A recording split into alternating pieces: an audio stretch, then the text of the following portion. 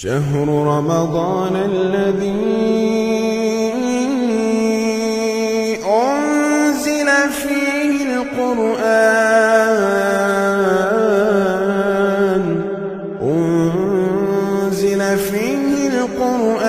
هدى للناس وبينات من الهدى والفرقان. السلام علیکم ورحمۃ اللہ وبرکاتہ.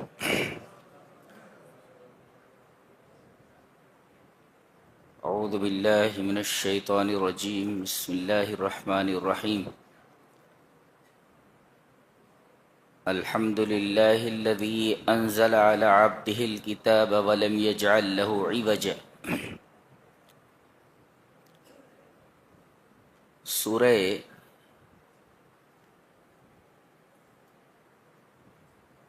کہف چل رہی ہے جو 16ویں پارے میں تھوڑی دور تک چلی گئی.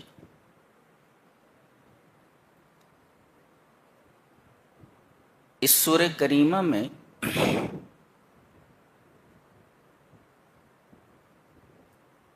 یہ بیان کیا گیا ہے کہ عام طور پر اللہ اپنے بندوں کو 4 چیزوں سے آزماتا ہے. یعنی یہ 4 آزمائشیں اس کے اوپر آتی ہیں.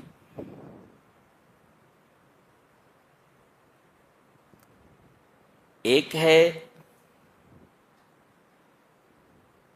دین کی آزمائش.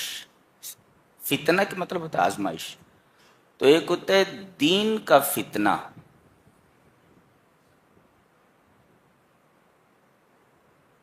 جس سے اصحاب کہف 2 ہوئے. یہ چند نوجوان تھے جو اپنے رب کے اوپر ایمان لائے اور ہدایت سے سرفراز ہوئے. وقت کی بے دین حکومت نے، وقت کے کافر اقتدار نے ان کے اوپر دباؤ ڈالا کہ یہ اپنے ایمان سے پھر جائیں. ظاہر ہے کہ یہ ایک آزمائش تھی. یہ نوجوان اپنے شہر سے بھاگ نکلے اور اللہ تعالیٰ نے انہیں نشانی بنا دیا. فرمایا گیا وَلَبِثُوا فِي كَهْفِهِمْ 300 سِنِينَ وَازْدَادُوا 9. آگے جا کر ایک غار میں چلے گئے اور اللہ نے ان پر نیند طاری کر دی اور یہ 300 سال تک سوتے رہے. زندہ ہیں، نہ انہیں بھوک لگ رہی ہے، نہ انہیں پیاس لگ رہی ہے، نہ انہیں اور کسی چیز کی ضرورت ہے.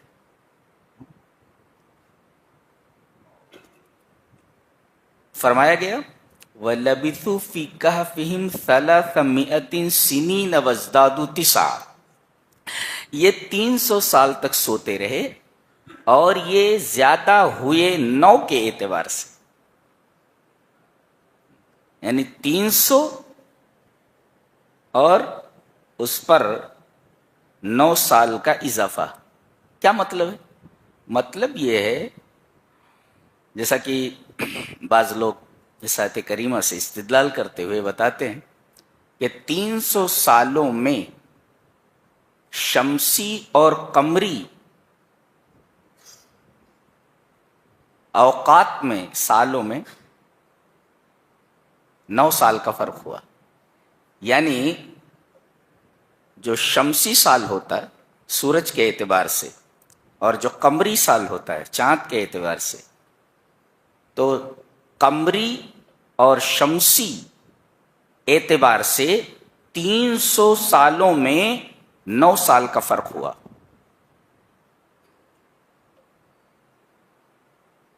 اس کو معیار بنا کر اگر کیلکولیشن کیا جائے تو ہر دن کے بارے میں معلوم کیا جا سکتا ہے کہ شمسی اور قمری سال میں کتنا فرق ہوا ہے.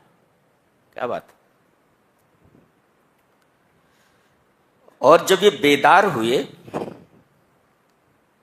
تو ان کی ایک بات رب تعالی نے بہت ہی نمایاں طریقے پر بیان فرمائی ہے. 300 سال تک سوتے رہے، پھر جب یہ اٹھے تو آپس میں باتیں کرنے لگے. کتنا سوتے رہے ہم لوگ، کتنا ٹھہرے یہاں پر. کوئی کہہ رہا ہے ایک دن، کوئی کہہ رہا ہے دن کا ایک حصہ، جبکہ 300 سال گزر چکے ہیں. انہوں نے کہا اللہ کو معلوم ہے کہ تم کتنا ٹھہرے ہو. قالوا اعلم بما لبثتم. 300 سال تک نہ بھوک لگی، نہ پیاس، نہ اور کسی چیز کی ضرورت پڑی. جیسے ہی یہ جاگے، انہیں بھوک لگ گئی، تو اپنے ساتھیوں میں سے ایک کو وہ پرانا روپیہ، پرانا سکہ جو 300 سال پہلے کا ہے، وہ دے کر کے بھیجا اور کہا کہ جا کر کے بستی سے کھانا لے آؤ، شہر سے کھانا لے آؤ. دیکھو فَبْعَثُوا أَحَدَكُمْ بِوَرِقِكُمْ، سکہ دے کر کے ان میں سے ایک کو بھیجو شہر کی طرف، إِلَى الْمَدِينَةِ فَلْيَنْظُرْ أَيُّهَا أَزْكَى طَعَامًا، تو وہ دیکھے جا کر کہ پاکیزہ کھانا کون سا ہے. کیا بات.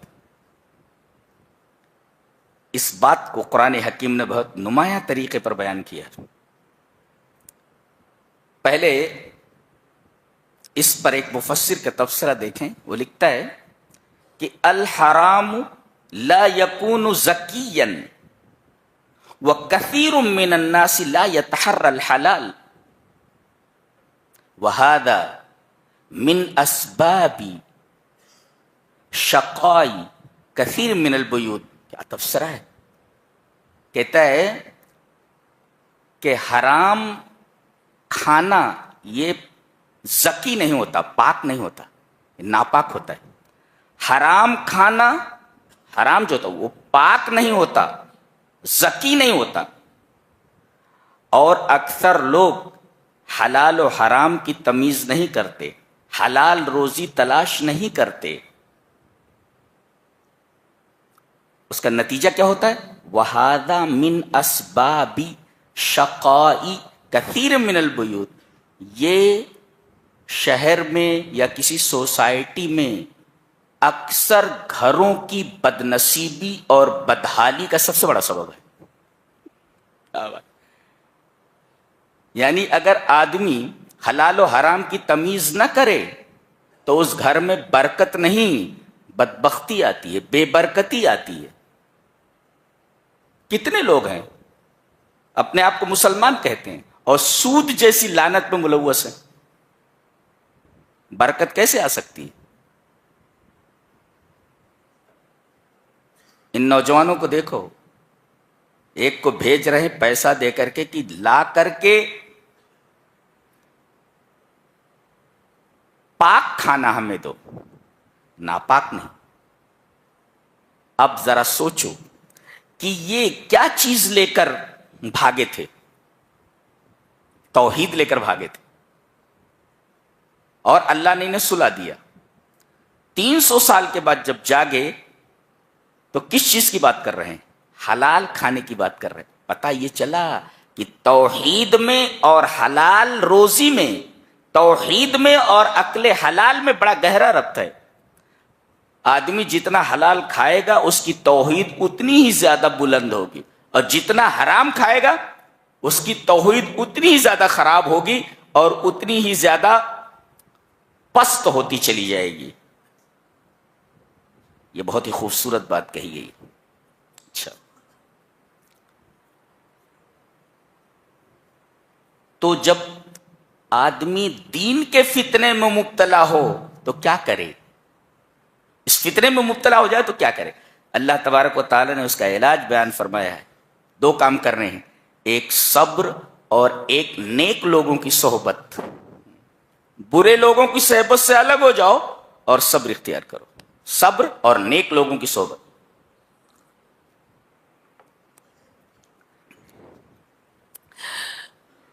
سعدی ایک بہت بڑے فارسی شاعر گزرے ہیں، ان کی کتاب بچپن میں ہم لوگوں کو پڑھائی گئی ہے. اس میں یہ لکھا ہے کہ سعدی اپنے ایک دوست کے یہاں پہنچے اور کہا کہ مجھے نہانے کی ضرورت ہے.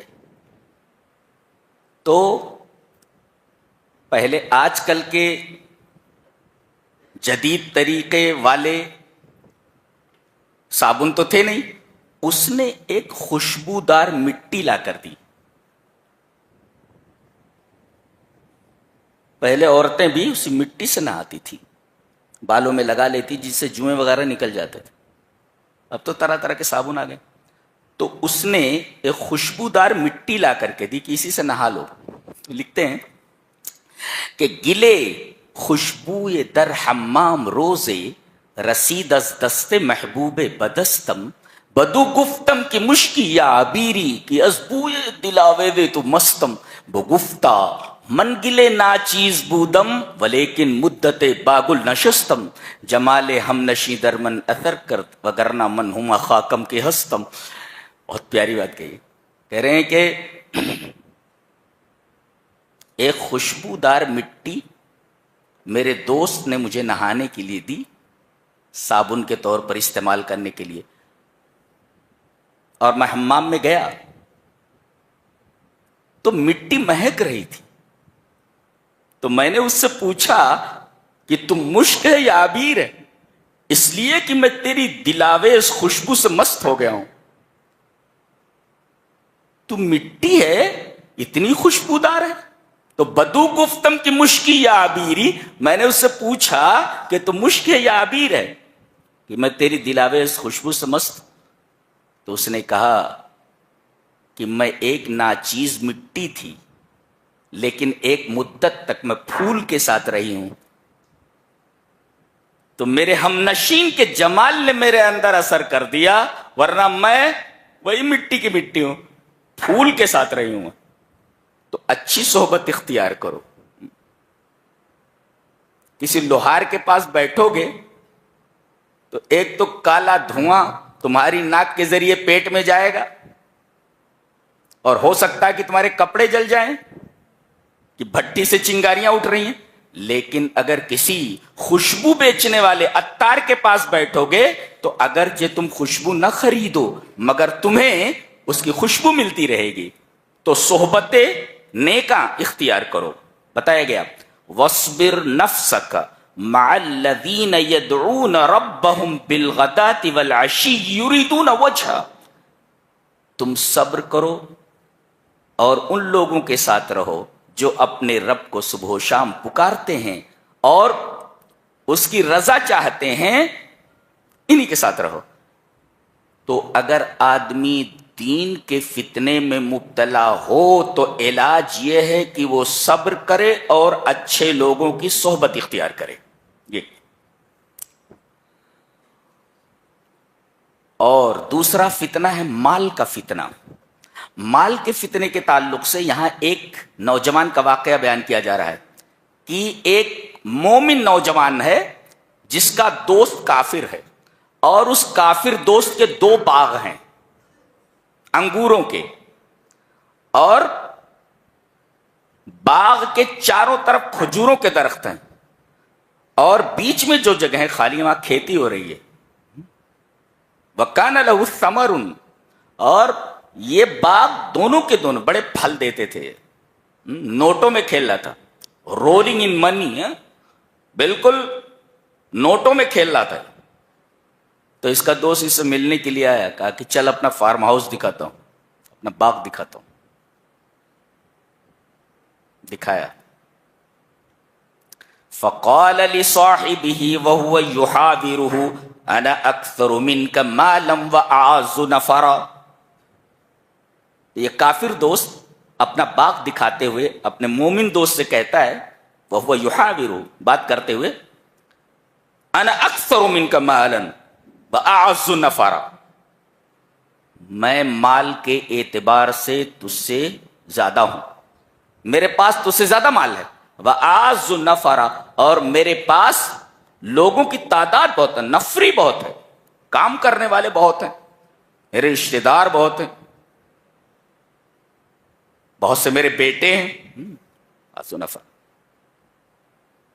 اور باغ میں چلتے ہوئے داخل ہوتے کہنے لگا اپنے نفس پر ظلم کرتے ہوئے، قال ما اظن ان تبید هذه ابدا، میرا یہ باغ کبھی تباہ نہیں ہوگا. ٹھیک ہے، یہاں تک تو کہا اس نے. وما اظن، یعنی میرا گمان یہ ہے کہ یہ باغ کبھی تباہ نہیں ہوا. اور وما اظن الساعۃ قائمۃ، اور میں سمجھتا ہوں کہ قیامت وامت کوئی چیز نہیں ہے، قیامت نہیں آنے والی ہے. دیکھو یہ دوسری بات، وما اظن الساعۃ قائمۃ، قیامت قائم ہونے والی ہی نہیں ہے. تیسری بات بڑی خطرناک ہے، وَلَئِن رُدِدتُّ إِلَىٰ رَبِّي، بفرض محال مان لو، سپوز اگر مرنے کے بعد زندگی ہوئی تو میں جب اپنے رب کی طرف لوٹ آیا جاؤں گا تو اس سے بہتر چیز مجھے وہاں ملنے والی ہے. لوگ یہ کہتے ہیں یہاں مل رہا ہے تو وہاں بھی ملنے والا ہے. یہ دیکھو مومن دوست کیا کہنے لگا، قال له صاحبه وهو يحاور اكفرت بالذي خلقك من تراب، ارے تو اپنے اس رب کا انکار کر رہا ہے جس نے تجھ کو مٹی سے پیدا کیا. خلقك من تراب ثم من نطفہ، پھر نطفے سے، ثم سواك رجلا، تجھے ایک معتدل اور بہترین نوجوان بنایا ہے. لیکن هو اللہ ربی، تم مان یا نہ مان، میرا اللہ ہی رب ہے اور میں اپنے رب کے ساتھ شرک نہیں کروں گا. ولا اشرک بربی احدا.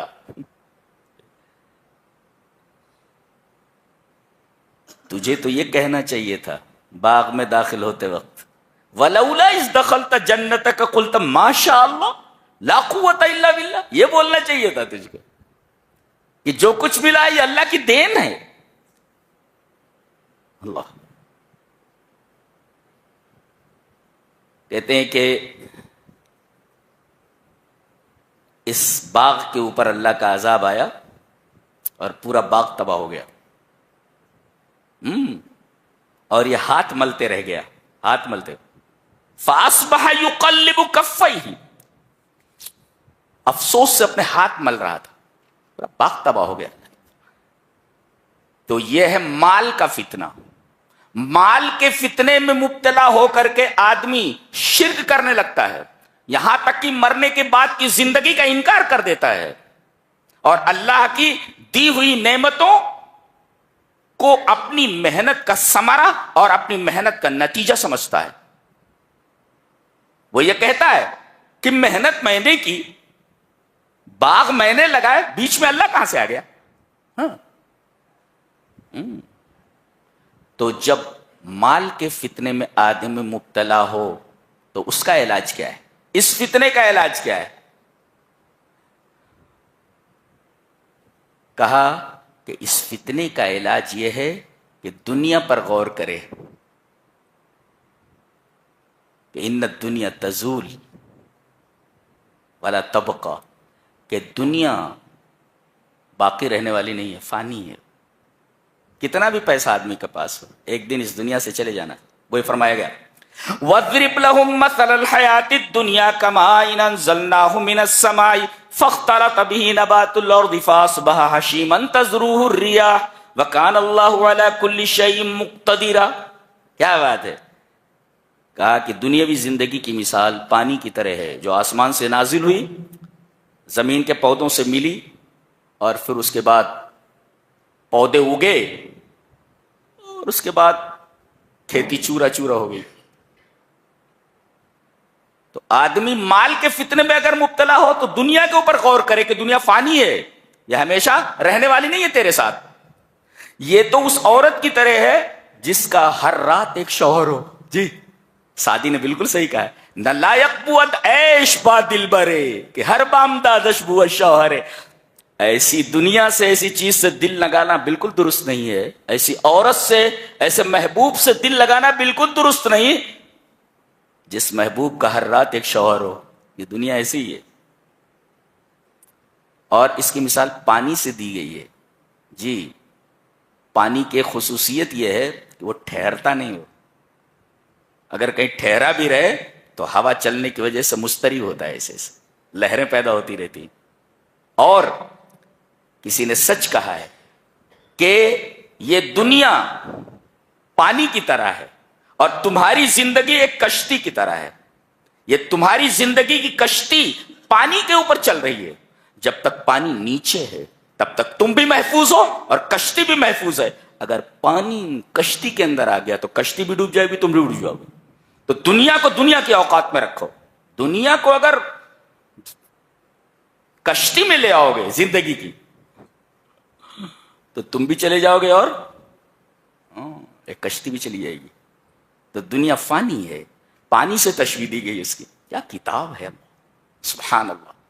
یہ انسان کا کلام نہیں ہو سکتا. اس کتاب کو ہم نے کتنا مظلوم بنا رکھا ہے. بتانے پر سمجھ میں آتا ہے کہ کتنی بڑی چیز آپ لوگوں کے پاس ہے.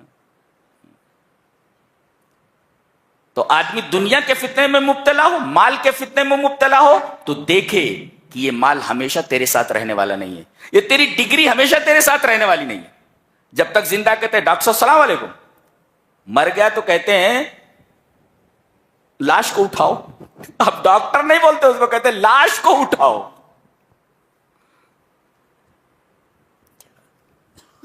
زندہ تو کہتے ہیں پروفیسر صاحب السلام علیکم. پروفیسر صاحب اسکول میں آئے کہ نہیں آئے؟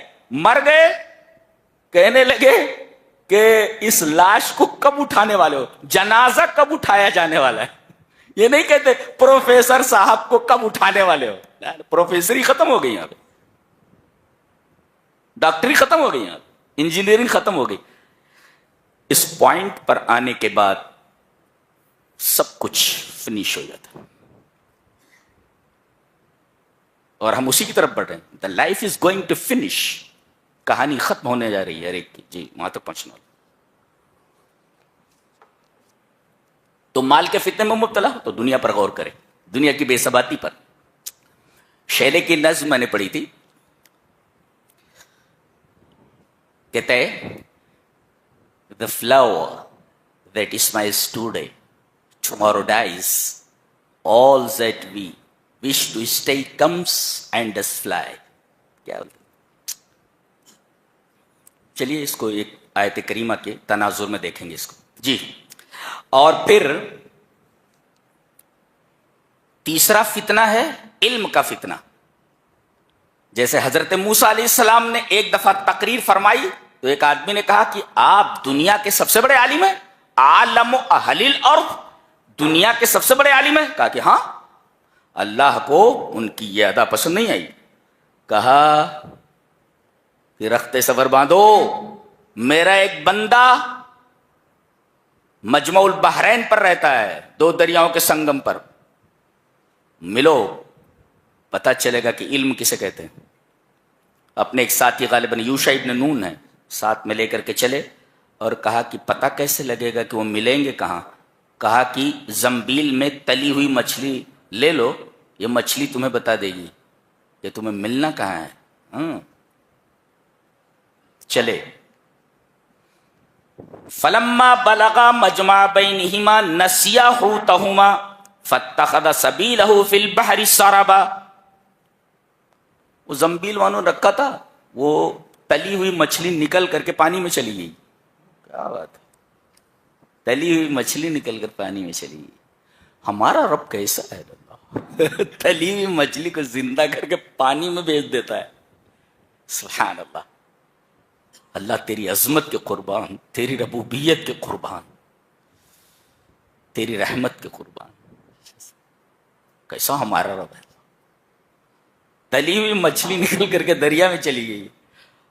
اور کوئی چیز اگر پانی میں سے نکل کر آگے چلی جائے تو پانی مل جاتا ہے آپس میں, لیکن وہ مچھلی اس طرح گئی تھی کہ سرب بنا ہوا تھا. سرب کا مطلب ہوتا ہے ایک سرنگ بنی ہوئی تھی. یہ مچھلی ادھر سے گئی ہے, پانی کے اندر سرنگ بنا دیا اس نے, اور سرنگ ایسے بنی ہوئی ہے. مچھلی بھی اس کے قبضے قدرت میں، اب پانی بھی اس کے قبضے قدرت میں. پھر آگے نکل گئے تھے. فلما جاوزا، آگے نکل گئے. قال علی فتح، اپنے ساتھی سے کہا آتینا غدان، وہ ناشتہ لاؤ. غدا مینس ناشتہ، بریک فاسٹ، وہ کھانا لاؤ کھانا. لقد لقینا من سفرنا هذا نصبا، ارے بہت تھک گئے اس سفر سے بھائی، لاؤ کھانا کھا لیتے. کہنے لگے قال ارأیت اذ اوینا الی الصخرہ، وہ چٹان کے پاس جب ہم لوگ آئے تھے تو فینی نسیت الحوت، مچھلی کو میں بھول گیا. حوت مینس مچھلی، فش. فینی حوت مانے فش، مچھلی. فینی نسیت الحوت، اور بھولا کیوں؟ مما انسانی الا الشیطان ان اذکرہ، شیطان نے بھلا دیا، مجھے یاد ہی نہیں رہا. شیطان ایسے کاموں میں انسان کے پیچھے لگا رہتا ہے اور زیادہ سے زیادہ پریشان کرتا ہے. مارتا تو نہیں لیکن ہلاکان بہت کرتا ہے، ہلاکان بہت کرتا ہے. اور پہنچے واپس لوٹے، دیکھا فرتد علی آثارہما قصصا، اسی راستے پر دوبارہ پیچھے لوٹے، دیکھا کہ مچھلی اسی طرف سے گئی ہے. دیکھا ایک صاحب ہے، السلام علیکم. وعلیکم السلام. ملے یہ حضرت خضر ہیں. پھر کہنے لگے میں آپ سے پڑھنے کے لیے آیا ہوں. بولے میرے ساتھ رہ کر صبر نہیں کر سکتے؟ پتہ یہ چلا کہ آدمی تعلیم جب حاصل کرے تو بنیادی چیز اس کے لیے صبر ہے، صبر اور استقامت. ایک IAS کی تیاری کرنے والے بچے کو کتنی محنت کرنی پڑتی ہے، ایک MBBS کے طالب علم کو پریپیئر ہونے کے لیے کتنی تکلیفوں سے گزرنا پڑتا.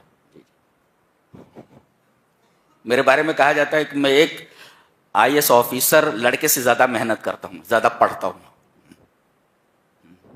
ان سے زیادہ پڑھتا ہوں، اتنی کتابیں پڑھتا ہوں، بہت کم سوتا ہوں. عادت ہے میری، کتاب میری زندگی ہے. مجھے نیند نہیں آتی، کوئی کتاب اگر مل جائے ختم کے بغیر نہیں رکھتا میں. یہ عادت ہے. کہا کہ صبر نہیں کر سکتے میرے ساتھ، اور میرے ساتھ رہنے کے لیے صبر لازم ہے. قال ستجدنی ان شاء اللہ صابرا ولا اعصی لک امرا. حضرت موسیٰ علیہ السلام کہہ رہے ہیں انشاءاللہ آپ مجھے صابر پائیں گے اور میں آپ کے کسی حکم کی نافرمانی نہیں کروں گا. کیا بات ہے.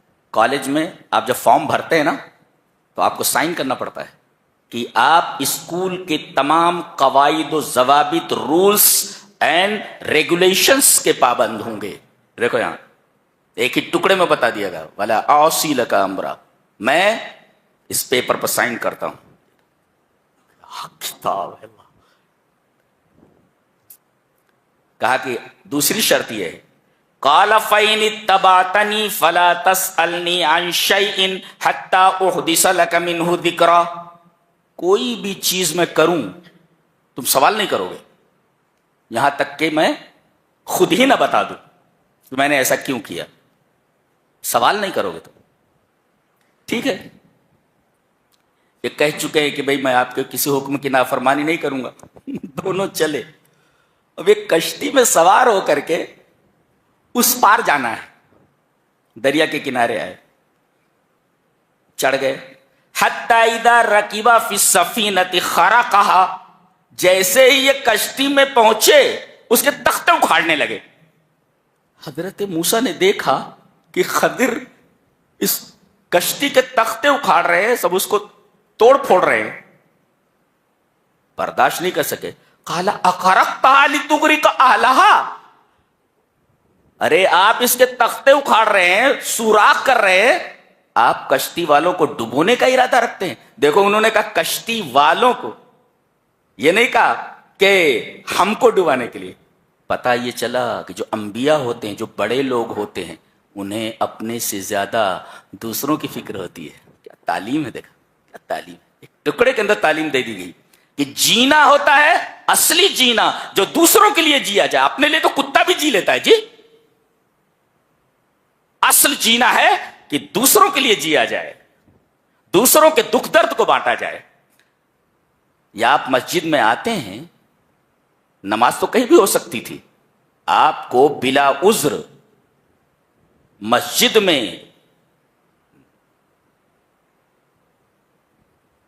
آنے پر وعید کیوں سنائی گئی کہ بلا عذر آپ مسجد میں نہیں آ رہے؟ اس وجہ سے کہ آپ دیکھیں کہ میرا کون سا بھائی پریشان ہے، کس کو کیا تکلیف ہے، اگر آپ اس تکلیف کو دور کر سکتے ہیں آپ دور کریں، اس لیے آپ کو جمع کیا جاتا ہے، ورنہ یہ عبادت تو کہیں بھی ہو سکتی تھی۔ آپ دیکھیں امام کو کیا تکلیف ہے، مؤذن کو کیا تکلیف ہے، کوئی بیمار ہے نماز میں شامل ہے اس کو کیا تکلیف ہے، آپ کے پڑوسی کو کیا تکلیف ہے، چاہے وہ مسلم ہو یا غیر مسلم ہو۔ تو اصل جینا ہے دوسروں کے لیے جینا، ورنہ اپنے لیے تو کتا بھی جی لیتا ہے۔ دیکھو انہوں نے یہ نہیں کہا کہ ہم کو ڈبونے کا ارادہ ہے، کہہ رہے ہیں کہ کشتی والوں کو آپ ڈبو دیں گے ایسا لگتا ہے۔ بعض لوگوں نے اس کی تفسیر یہ کی ہے کہ انبیاء کو اپنے سے زیادہ دوسروں کی فکر ہوتی ہے، اور انبیاء جتنے بڑے لوگ ہوتے ہیں ان کی یہی عادت ہوتی ہے، اپنے سے زیادہ دوسروں کی فکر ہوتی ہے۔ بڑے عظیم لوگ ہوتے ہیں، بہت عظیم الشان ہوتے ہیں۔ لقد جئت شیئا امرا، آپ نے بہت برا کام کیا بولے۔ قال الم اقل انک لن تستطيع معي صبرا، میں نے بولا تھا نا کہ تم صبر نہیں کر سکو گے، ابھی وعدہ کیے تو بولوں گا نہیں، سوال کر بیٹھے تم۔ پتہ یہ چلا کہ جو نبی ہوتا ہے، نبی اگر کوئی منکر کام دیکھتا ہے تو اعتراض کے بغیر نہیں رہتا، غلط ہے تو غلط ہے، وعدہ کرنے کے بعد بھی انہوں نے کہہ دیا آپ نے غلط کام کیا ہے، اچھا اس کے بعد معافی مانگ رہے ہیں۔ قال اللہ تواخذنی بما نسیت، بھول گیا، بھولے سے ایسا ہو گیا، بما نسیت بھول گیا میں، تو مواخذہ مت کیجیے۔ کہا ٹھیک ہے۔ فانطلقا، کشتی سے اتر کر کے آگے بڑھے۔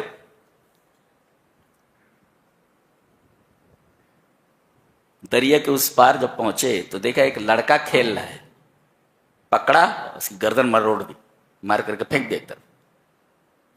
حتی اذا لقیا غلاما فقتلا، ایک لڑکے کو دیکھا، پکڑا، اسے مار دیا۔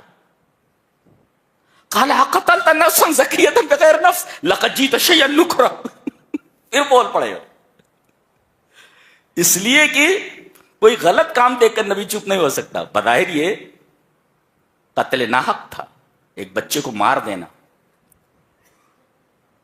حضرت خضر نے کہا قال الم اقل لک انک لن تستطيع معي صبرا، میں نے تم سے کہا نہیں تھا کہ میرے ساتھ رہ کر تم صبر نہیں کر سکتے؟ اب مجبور ہو گئے۔ قال ان سألتک عن شیء بعدها فلا تصاحبنی، اگر اس کے بعد میں نے سوال کیا کسی چیز پر تو آپ مجھے اپنے سے الگ کر دیجئے۔ فانطلقا، چلے، حتی اذا اتیا اہل قریۃ استطعما، ایک بستی میں پہنچے، بھوکے تھے بیچارے، بستی والوں سے کہا کہ بھئی کھانا دے دو، ضرورت پڑنے پر انسان کہیں بھی جا کر کے کھانا مانگ سکتا ہے۔ انہوں نے کھانا مانگا، بستی والے اتنے بخیل تھے، بعض لوگ ایسے ہوتے ہیں چمڑی چلی جائے مگر دمڑی نہ جائے، ہاں یہ ایسے تھے۔ فَأَبَوْا أَن يُضَيِّفُوهُمَا، انہوں نے ان کو مہمان بنانے سے انکار کر دیا کہ مہمان نہیں بناتے۔ اچھا، بہرحال بیچارے بھوکے سوئے ہوئے تھے، گاؤں میں سے نکل کر انہیں دوسری طرف جانا تھا۔ گاؤں میں جیسے کہ دیکھا کہ ایک دیوار گرا چاہتی ہے، a wall ready to collapse، دیکھا کہ ایک دیوار ہے جو بالکل گرا چاہتی ہے، اراد ان ينقض، گرنے والی ہے، ریڈی ٹو کلیپس، بالکل گرنے والی ہو۔ حضرت خضر علیہ السلام آگے بڑھے اور اپنی جو قوت تھی جسے اللہ نے عطا کی تھی لگا کر کے دیوار کو سیدھا کر دیا۔ اب یہ تو غصے میں تھے ہی، ویسے بھی جلالی پیغمبر ہے، غصے میں آئے۔ قال لو شئت لاتخذت علیہ اجرا، پیسے لے لیتے تھے، بولے اتنے بخیل تھے کہ انہوں نے ہمیں مہمان نہیں بنایا تو دیوار سیدھی کرنے کے لیے پیسہ لے لیتے تھے۔ لو شئت لاتخذت علیہ اجرا، پیسے لے لیتے۔ قال هذا فراق بینی و بینک، تمہاری شرط کے مطابق اب میں تمہیں اپنے ساتھ نہیں رکھ سکتا. چلو. سوال یہ ہے کہ موسیٰ سیکھنے کیا گئے تھے اور کیا سیکھا؟ جواب یہ ہے کہ وہ اتنی بڑی یونیورسٹی تھی، حضرت موسیٰ جیسے عالم کا داخلہ بھی نہیں ہوا اس یونیورسٹی میں. اتنا بڑا عالم ہے خضر. اللہ نے بتایا کہ تم کہتے ہو تم سب سے بڑے عالم ہو، میرے اس بندے سے ملو کتنا بڑا عالم ہے یہ. اب جب جانے لگے تو کہا کہ جن جن چیزوں پر تم صبر نہیں کر سکے اور سوال اٹھاتے رہے اس کی وجہ نہیں جاننا چاہو گے؟ ضرور. نبی کریم صلی اللہ علیہ وسلم کی حدیث ہے، آپ نے فرمایا کاش موسیٰ تھوڑا صبر کر لیتے تو پتہ نہیں کتنے عجائبات ہمیں سننے کو ملتے. نبی کریم صلی اللہ علیہ وسلم نے خواہش فرمائی کہ موسیٰ کو تھوڑا خاموش رہنا چاہیے تھا، صبر کرنا چاہیے تھا تو عجائبات دیکھنے کو ملتے. عجائبات دیکھنے کو نبی کریم صلی اللہ ہمارے نبی نے خواہش ظاہر فرمائی کہ اگر موسیٰ تھوڑا صبر کر لیتے تو پتہ نہیں کتنے عجائبات دیکھنے کو ملتے. بہرحال صبر نہیں کر سکے. حضرت خضر نے کہا کہ اب جائیے، آپ ہمارے اسکول میں آپ کا داخلہ نہیں ہوگا. ٹیسٹ میں آپ ناکام ہوئے. جو آپ کا ٹیسٹ لیا گیا ہے داخلے کے لیے، اس ٹیسٹ میں آپ ناکام ہو چکے ہیں، ٹیسٹ میں فیل ہو چکے ہیں آپ. جائیے. لیکن جن چیزوں پر تم صبر نہیں کر سکے اس کا جواب نہیں سنو گے. وہ کشتی جس کے میں تختے اکھاڑ رہا تھا اور خراب کر رہا تھا، اما السفینۃ فکانت لمساکین یعملون فی البحر، یہ مسکینوں کی کشتی ہے. بیچارے بڑی محنت کرتے ہیں، مشکل سے ان کا گزارا ہوتا ہے، ان کے بال بچوں کا پیٹ بھرتا ہے. مسکینوں کا ہے. یعملون فی البحر، جو دریا میں کام کرتے ہیں. فاردت ان اعیبها، میں نے چاہا کہ اس کشتی کو عیبدار بنا دوں، اس لیے کہ آگے ایک بادشاہ ہے، بہت ظالم بادشاہ ہے، اچھی کشتی دیکھ لیتا ہے کشتی لے لیتا ہے. اس میں ایک مفسر نے بڑا اچھا نقطہ بیان کیا ہے کہ کبھی کبھی اللہ تبارک و تعالی چھوٹی مصیبت میں مبتلا کر کے بڑی مصیبت کو دور کر دیتا ہے. یہ دیکھو یہاں تختے توڑنے کی بات تھی، یہاں تو پوری کشتی ہاتھ سے چلی جاتی تھی. اچھی کشتی دیکھتا تھا غصب کر لیتا تھا. اس وجہ سے میں نے وہ کشتی کے تختے یا اس میں ہم نے خرق کیا. وَكَانَ وَرَاءَهُمْ مَلِكٌ يَأْخُذُ كُلَّ سَفِينَةٍ غَصْبًا، كُلَّ سَفِينَةٍ غَصْبًا، غصب کر کے وہ کشتی لے لیتا تھا. غصب. وَأَمَّا الْغُلَامُ، بچے کی جس کی میں نے گردن مروڑی ہے. فَكَانَ أَبَوَاهُ مُؤْمِنَيْنِ، اس بچے کے ماں باپ مومن ایمان والے ہیں. فَخَشِينَا أَن يُرْهِقَهُمَا طُغْيَانًا وَكُفْرًا، یہ اپنے ماں باپ کو آگے چل کر کے کہیں طغیان اور کفر میں نہ مبتلا کر دے، اپنے ماں باپ کے ایمان کے لیے خطرہ بن جائے. اللہ، یعنی ایمان ایسی قیمتی شے ہے کہ جان دی جا سکتی ہے، ایمان نہیں دینا چاہیے. جان چلی جائے کوئی پرواہ نہیں، ایمان ہاتھ سے نہیں جانا چاہیے. دیکھیں یہاں پر فَأَرَدْنَا أَن يُبْدِلَهُمَا رَبُّهُمَا خَيْرًا مِّنْهُ زَكَاةً وَأَقْرَبَ رُحْمًا. وہ بچہ تو مر گیا. حضرت خضر فرما رہے ہیں ان مومن ماں باپ کو اس سے اچھا بدلہ اللہ دینے والا ہے، بہترین اولاد دینے والا. یہ تو نافرمان اولاد ہے جو اپنے ماں باپ کے ایمان کے لیے خطرہ بن سکتی تھی. اللہ نیک اولاد دینے والا ہے ان کا. تو کبھی کبھی کوئی چیز اللہ لے لے تو ذہن میں بات رکھو کہ اس سے اچھی چیز دینے کا ارادہ فرمایا ہے اس نے. فَأَرَدْنَا أَن يُبْدِلَهُمَا رَبُّهُمَا خَيْرًا مِّنْهُ زَكَاةً وَأَقْرَبَ رُحْمًا. اس وجہ سے میں نے اس کو مارا کہ اپنے ماں باپ کے ایمان کے لیے خطرہ نہ بن جائے، اس لیے کہ ماں باپ اس کے مومن ہیں.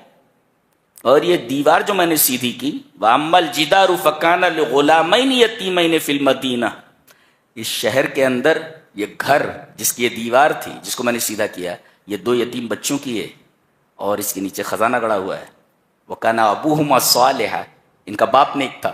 حضرت ابن عباس فرماتے ہیں حُفِظَا بِصَلَاحِ أَبِيهِمَا، یہ دونوں یتیم بچے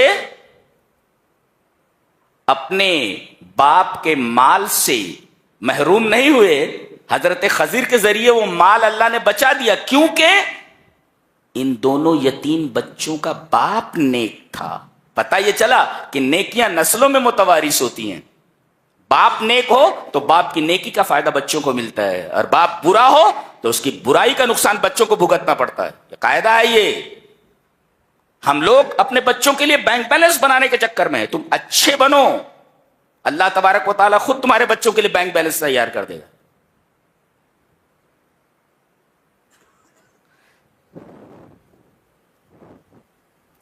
وما فعلت عن امری, میں نے اپنی طرف سے یہ نہیں کیا ہے. پتہ چلتا ہے کہ یہ نبی تھے, اللہ تبارک تعالیٰ کے بتانے کی وجہ سے انہوں نے یہ سب کچھ کیا. آپ نے دیکھا کیسا علم ہے. حضرت موسیٰ علیہ السلام ظاہر میں دیکھ رہے ہیں, لیکن خضر کو وہ علم بتا ہوا تھا کہ اس کے پیچھے کیا ہے. یہ بہت گہرا علم ہے, یہ علم سب کو نہیں دیا جاتا. حضرت موسیٰ صرف دیوار دیکھ رہے ہیں, حضرت خضر دیکھ رہے ہیں کہ دیوار کے نیچے خزانہ گڑا ہوا ہے. کیسی نگاہ ہے, کیسا علم ہے. دیکھ رہے ہیں. تو یہ علم ہے. تو علم کا فتنہ اگر آئے اور آدمی علم کے فتنے میں مبتلا ہو تو اسے تواضع اور عاجزی اختیار کرنی چاہیے. جتنا بڑا عالم ہو اتنا اس کے اندر تواضع ہو, اتنی خاکساری ہو. عالم کے اندر کبر نہیں آنا چاہیے, تکبر نہیں آنا چاہیے. علم جتنا بڑھے اسے اتنا زیادہ متواضع ہونا چاہیے, خاکسار ہونا چاہیے. تو اگر آدمی علم کے فتنے میں مبتلا ہو تو عاجزی, خاکساری اور تواضع اختیار کرے, تب نعمت علم کا شکریہ ادا ہوگا. اچھا, اب آ رہا ہے اقتدار کا فتنہ, بادشاہت کا فتنہ. وَيَسْأَلُونَكَ عَنْ ذِي الْقَرْنَيْنِ, یہ آپ سے ذوالقرنین کے بارے میں سوال کرتے ہیں. یہ تاریخی چیز ہے. یہ نبی کو کیسے معلوم, جو کسی کالج میں نہیں گیا, جو کسی مدرسے میں نہیں گیا, نہ اس نے کسی ہسٹورین سے کوئی ہسٹری پڑھی ہے, کیسے بتا رہا ہے یہ؟ اور یہ سب کچھ دوسری کتابوں میں ہے. وَيَسْأَلُونَكَ عَنْ ذِي الْقَرْنَيْنِ, ذوالقرنین کے بارے میں سوال کرتے ہیں. بتایا گیا یہ ذوالقرنین ایک بادشاہ تھا جس کو کیخسرو یا خورس کہتے. خورس کچھ بھی نام رہا ہوگا, یہ اس کا لقب ہے, یہ ذوالقرنین. جواب دیا گیا کہ یہ بہت بڑا بادشاہ تھا, اس نے 3 سفر کیے تھے, ایک مشرق, ایک مغرب اور ایک شمال مشرق میں. ایک مغرب, ایک مشرق اور ایک شمال یا شمال مشرق. پہلا سفر مغرب کی طرف, چلتا چلا گیا حتی اذا بلغ مغرب الشمس, یہاں تک کہ ایسی جگہ پر پہنچا جہاں سورج ڈوبتا ہو, ایسا لگا اسے. یعنی آگے پانی ہی پانی تھا, آبادی تھی ہی نہیں. اور اس نے دیکھا کہ سورج ایک گدلے پانی کے چشمے میں ڈوب رہا ہے. حقیقت میں ایسا ہے نہیں, جیسے چاند ایک تشتری کی طرح لگتا ہے, لیکن چاند تشتری کی طرح نہیں ہے, بلکہ قرا ہے پورا کا پورا. تو اس نے دیکھا کہ سورج ایک گدلے پانی کے چشمے میں ڈوب رہا ہو, اسے ایسا لگا.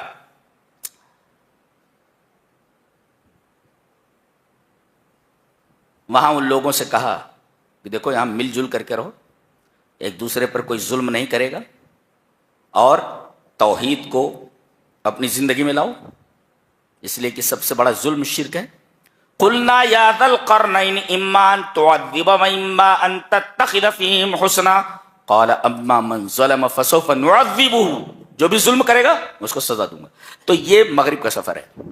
یہ ایسا سیاح ہے جو مغرب میں چلتا چلا گیا اور وہاں جا کر رکا کہ آگے پانی ہی پانی تھا, کوئی آبادی نہیں تھی. اس جگہ کون سی آبادی تھی؟ چند لوگ تھے وہاں جو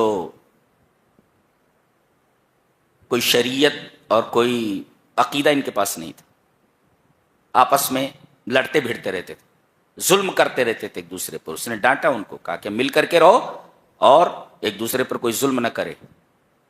اور وَأَمَّا مَنْ آمَنَ وَعَمِلَ صَالِحًا فَلَهُ جَزَاءً الْحُسْنَى, ایمان قبول کر لو عمل صالح کرو، اچھے بن کر کے رہو، یہ ان کو بتایا اسے. اور پھر دوسرا سفر اس کا ہوا مشرق کی طرف. حتی اذا بلغ مطلع الشمس، یہ تو پہلا سفر تھا جہاں سورج ڈوبتا ہے، وہاں تک پہنچا.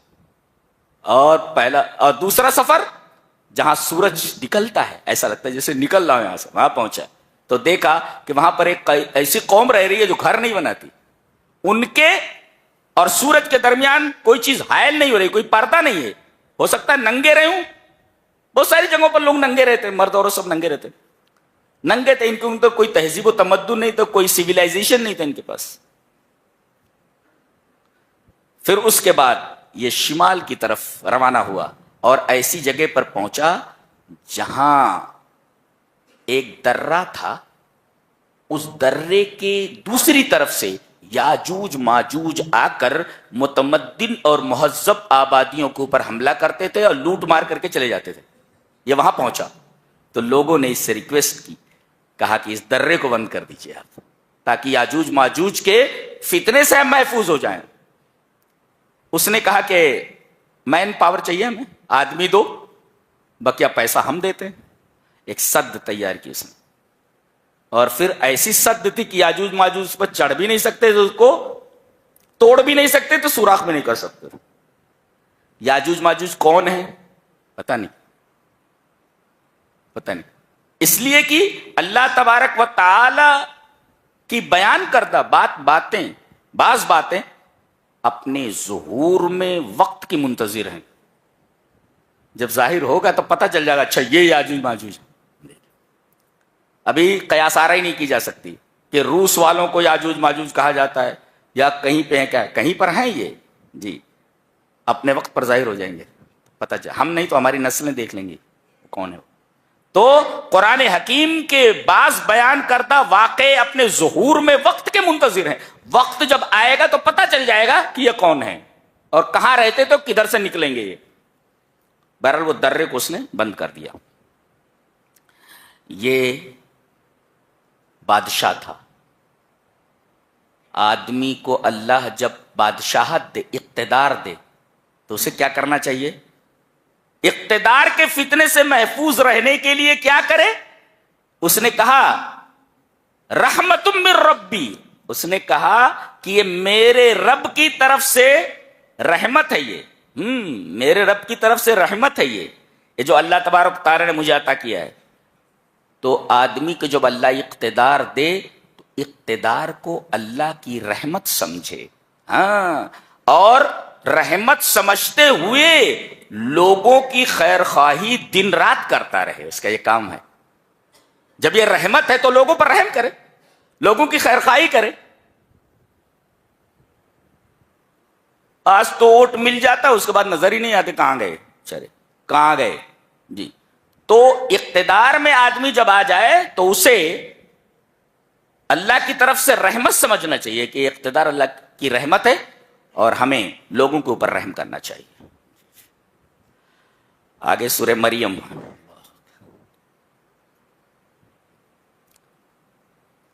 غور سے دیکھیں. اس میں سورہ کریمہ میں آپ دیکھیں گے کہ 16 بار رحمان کی صفت آئی ہے، 16 مرتبہ. اب پورے قرآن میں 58 مرتبہ ہے، 58 ٹائمز. پورے قرآن میں لفظ رحمان 58 بار آیا ہے، 58 ٹائمز. اور ان 58 میں سے 16 مرتبہ صرف اسی سورہ میں آیا ہے، اور 4 مرتبہ لفظ رحمت آیا ہے، لفظ رحمت. اس میں سارے کے سارے واقعات معجزہ ہیں. مادہ پرست دنیا کو اللہ تبارک و تعالی نے یہ قاعدہ دے دیا، اصول دے دیا کہ میں اسباب کا پابند نہیں ہوں. میں کوئی بھی چیز بغیر سبب کے بھی پیدا کر سکتا ہوں. آدمی سوچتا بدلی نہ ہو تو بارش نہیں ہوتی. اللہ تبارک تعالیٰ فرماتا ہے کہ میں سبب کے بغیر بھی مسبب پیدا کر سکتا ہوں، بدلی کے بغیر بھی بارش برسا سکتا ہوں. دیکھیں حضرت زکریا کا تذکرہ ہے. یہ خود بوڑھے ہیں، جوانی کا موسم گزر چکا ہے، اور ان کی بیوی بانجھ ہیں، اولاد ہونے کا سوال ہی پیدا نہیں ہوتا. یہ بوڑھے ہیں اور ان کی بیوی بانجھ ہے، لیکن اللہ تبارک و تعالیٰ سے دعا کرتے. دعا دیکھو، کاف ہا یا عین صاد ذکر رحمت ربک عبدہ زکریا. یہاں دیکھو، رحمت اور عبدیت دونوں کو ایک ساتھ ذکر کیا. ایک مفسر لکھتا ہے کلما زادت العبودیہ زادت الرحمت، جتنی زیادہ آپ کی بندگی بڑھتی جائے گی اللہ کے لیے، اتنی زیادہ اللہ کی رحمتیں تمہارے اوپر آئیں گی. تو تم جتنا بندے بنتے جاؤ گے، اللہ کی رحمتیں اتنی زیادہ تمہارے اوپر سایہ فگن ہوتے. کلما زادت العبودیہ زادت الرحمت ذکر رحمت ربک عبدہ زکریا اذ نادى ربہ نداء خفیا. چپ کے دعا کر رہے تھے، بیٹا چاہیے ان کو. بعض لوگوں نے وجہ یہ بتائی کہ دھیرے دھیرے دعا اس وجہ سے مانگتے تھے کہ کوئی سن نہ لے. ارے اس حالت میں بھی، اس عمر میں یہ حضرت کو بچہ چاہیے. اور بعض لوگوں نے کہا ہے کہ آدمی جب دھیرے دھیرے دعا کرے تو دھیرے دھیرے دعا میں اخلاص زیادہ ہوتا ہے، دکھاوا کم ہوتا ہے، دکھاوا نہیں ہوتا. تو دھیرے دھیرے دعا کرتے تھے. اب دیکھو دعا کا طریقہ سیکھو، دعا کیسے مانگی جائے. اپنے رب کو پکارا. پہلے تو اللہ تبارک تعالیٰ کے اسماء حسنہ کا وسیلہ لو. اذ نادى ربہ نداء خفیا، اللہ تبارک و تعالیٰ کے اسماء حسنہ کا وسیلہ لو. ربوبیت کا حوالہ لیا گیا، یہ جی ربوبیت کا وسیلہ لیا گیا. پھر اس کے بعد وسیلہ لینے کے بعد ربوبیت کا یہ کہہ رہے رب انی وہن العظم منی، میرے رب میری ہڈی کمزور ہو گئی ہے. اللہ اکبر. بتایا کہ اندر سے کمزور ہوں میرے رب، اندر کچھ نہیں، ہڈیاں کمزور ہو گئی. ہڈیاں یہ پلر کی طرح ہوتی ہیں، یہ اگر کمزور ہو جائیں تو جسم کی پوری عمارت کمزور ہو جاتی ہے. تو انہوں نے ذوف باطن کو، اندرونی کمزوری کا ذکر پہلے کیا. میرے رب میری ہڈیاں کمزور، ہڈیاں اندر ہوتی ہے نا. پھر کہہ رہے واشتعل الراس شیبا، میرے رب میرے بال سفید ہو گئے. یہ ظاہری ذوف کو بیان کیا انہوں نے.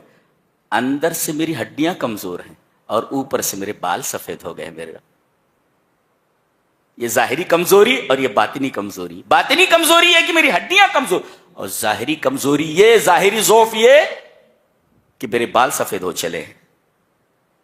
اور تیسرے نمبر پہ وَلَمْ أَكُنْ بِدُعَائِكَ رَبِّ شَقِيًّا، میرے رب تجھ سے مانگ کر کبھی محروم نہیں ہوا، جب بھی مانگا تو نے دیا. یعنی اللہ تبارک و تعالیٰ کی نعمتوں کا اعتراف. جی اللہ کے اسماء حسنہ کا وسیلہ ایک اپنی کمزوری ظاہر کرنا، اور اللہ کی نعمت کا اعتراف. پھر اس کے بعد مانگے. بیٹا مانگا، بیٹا دے دیا گیا. اور بیٹے کی خصوصیت بتائی گئی، وَسَلَامٌ عَلَيْهِ يَوْمَ أُولِدَ وَيَوْمَ يَمُوتُ وَيَوْمَ يُبْعَثُ حَيًّا. سلامتی ہو یحییٰ کے اوپر جس دن وہ پیدا ہوئے، سلامتی ہو جس دن وہ مریں گے، سلامتی ہو جس دن یہ اٹھائے جائیں گے. یہ تین جو مقامات ہیں ان کا حوالہ کیوں دیا گیا؟ پیدائش کا موقع، مرنے کا موقع، اور مرنے کے بعد اٹھائے جانے کا موقع. ان تین مواضع ثلاثہ، مواطن ثلاثہ، یہ تین جگہوں کا تذکرہ بطور خاص کیوں کیا گیا؟ اس لیے کہ یہ تینوں چیزیں متکرر نہیں ہوتی، ایک ہی بار ہوتی ہے. الانسان یولد مرۃ واحدہ ویموت مرۃ واحدہ ثم یبعث مرۃ واحدہ. پیدا ہوتا ہے ایک بار، مرتا ہے ایک بار، اٹھایا جائے گا ایک بار. جی بتایا دیا ہے. یہ اس کے بعد حضرت مریم کا تذکرہ ہے. یہ وہی ہیں کہ انہوں نے اللہ تبارک و تعالی کی جو مسجد ہے بیت المقدس، اس میں خدمت کو انجام دینا قبول کیا تھا، جیسا کہ ان کی والدہ کی نظر تھی. وہ ایک شرقی مکان میں رہتی تھی، مشرق کی طرف جو تھا، مشرق کی جگہ تھی، اور باقاعدہ پردے میں رہتی تھی، حجاب لگا رہتا تھا وہاں. باقی عورتوں کے لیے پردہ ضروری ہے. فاتخذت من دونہم حجابا. کمرے میں تھیں، اچانک حضرت جبرائیل آ گئے. واہ، ایک خوبصورت نوجوان کی شکل میں. یہ فرشتہ دیکھو کہاں کہاں پہنچا رہتے تھے، کہاں بھی پہنچ گیا. یہ فارسلنا الیہا روحنا فتمثل لہا بشرا سویا، ہم نے اپنی روح کو بھیجا. یہ روح کی اضافت اللہ کی طرف، نا کی طرف، ضمیر جمع متکلم کی طرف اضافت تشریفی ہے، یعنی یہ بہت ہی معزز فرشتہ ہے. اچھا ان کو روح کیوں کہا جاتا ہے؟ سمیہ جبریل روحا، حضرت جبرائیل کو روح کہا جاتا ہے لأن الدین یحییٰ بہ وبوحیہ، اس لیے کہ یہ وحی لاتے ہیں اور وحی کی وجہ سے آدمی کے دل زندہ ہوتے ہیں. جی لاتا ہے، وہی لاتا ہے. یہ کون؟ جبریل. اس وجہ سے تو روح کہا جاتا ہے. گویا کہ یہ قرآن کی شکل میں جو چیز ہمیں ملی یہ روح ہے، اس سے زندگی میں روشنی آتی ہے، زندگی لاتا ہے، اس وجہ سے اس کو روح کہا گیا. وحی روح ہے، قرآن روح ہے. تو یہ روح لے کر کے آتا ہے، یعنی دین لے کر کے آتا ہے، وحی لے کر کے آتا ہے، کتاب لے کر کے آتا ہے، جس سے آدمی کی زندگی روشن ہو جاتی ہے، مری ہوئی چیز زندہ ہو جاتی ہے. ایسا دیکھو کوئی نہیں ہے وہاں پر، یہ نوجوان لڑکی ہے اور یہ خوبصورت نوجوان ہے. جیسے ہی انہوں نے دیکھا کون ہے یہ، کدھر سے آ گیا ہے؟ قالت انی اعوذ بالرحمن ان کنت تقیا، اگر تم متقی ہو، تقوی والے ہو تو مجھے چھونا نہیں، دور رہو. اللہ اکبر. اور میں رحمان کی پناہ چاہتی ہوں. انہوں نے اللہ کے رحم کا حوالہ دیا. عام طور پر جب کہا جاتا ہے یار رحم کرو میرے اوپر، تو رحم کا جب لفظ آتا ہے تو آدمی کے دل کے اندر رحم پیدا ہو جاتا ہے. تو انہوں نے رحمان کا حوالہ دیا، میرے قریب مت آنا مدد، میں رحمان کی پناہ چاہتی ہوں. اچھا ان کنت تقیا، مجھے چھونا نہیں اگر تم متقی ہو. نقطہ یہ ملا لأن التقوی یمنع الفواحش، گندی چیزوں سے روکتا ہے تقوی، اور یہ زنا کا مقام ہے یہ. جی لیکن تقوی ایسی چیز ہے جو فواحش سے روکتا ہے، اور یہ رمضان جو ہے یہ ہمارے اندر تقوی پیدا کرنے کے لیے آیا ہے، لعلکم تتقون. اور ان التقوی یمنع الفواحش، اگر آدمی کی زندگی میں تقوی آ جائے تو آدمی گندی چیزوں سے، یعنی جنسی جذبات کی بے اعتدالی سے جو گناہ وجود میں آتے ہیں، ان تمام چیزوں سے یہ تقوی اس کو روک دیتا ہے. اس وجہ سے تقوی کا حوالہ دیا گیا، تقوی کا حوالہ دیا. کہا کہ گھبراؤ نہیں، میں اللہ کی طرف سے بھیجا ہوا پیغمبر وہ ہوں، فرشتہ ہوں، اور میں تمہیں بچہ دینا چاہتا ہوں اللہ کے حکم سے. کہا کہ بچہ؟ قالت انا یکون لی غلام ولم یمسسنی بشر، میری شادی ہی نہیں ہوئی، مجھے کسی انسان نے چھوا ہی نہیں، بچہ کیسے ہوگا؟ قال کذالک، ایسے ہی ہوگا، اور تیرے رب کے اوپر یہ آسان ہے. بغیر ماں باپ کے آدم کو پیدا کر سکتا ہے، تو صرف یہاں مرد نہیں ہے، عورت تو ہے نا. اللہ تبارک تعالیٰ کے لیے آسان ہے یہ. اچھا حاملہ ہو گئی، وہ ان کے گریبان میں انہوں نے پھونک مارا اور وہ حاملہ ہو گئی. اللہ اکبر. اب یہ پریشان ہو گئی جب حمل ٹھہر گیا، بولے میری شادی نہیں ہوئی، میں قوم کے پاس جاؤں گی کیسے؟ کہتے کہ 8 میل بھاگی چلی گئیں، جب ڈیلیوری کا ٹائم آیا اور ایسے مقام پر پہنچی، ایسی جگہ جس کو بیت الحم کہا جاتا ہے، جس کا تذکرہ عیسائی کتابوں میں بھی موجود ہے. بیت الحم پہنچی، 8 میل ہے وہاں سے، وہیں پر یہ بچہ ہوا.